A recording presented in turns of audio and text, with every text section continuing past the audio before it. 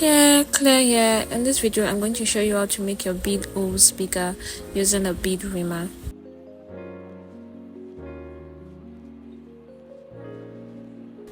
As you can see, it's really difficult to pass my fishing line through the pearl bead, and that is exactly why I need this bead reamer to open the holes of my beads.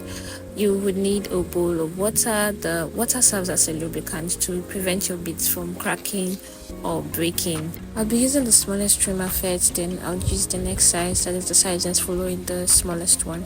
I'll just be making use of those two sizes. You should choose your reamer depending on the size of your beads and what you'll be using them for.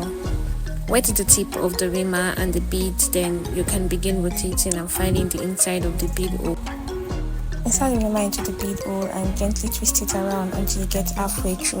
You can switch sides once in a while, but make sure that you continuously wet the beads and the reamer so that your beads does not crack. Do not put the reamer into the hole to the point where it becomes really tight, because this could cause the edges of the beads to chip or the bead to break. Holes of certain beads could take longer to enlarge than others, so just patiently and gently file your beads. Keep filing until the bead hole feels smooth, and you can also pass either your reamer, your stringing material, or your wire through your beads.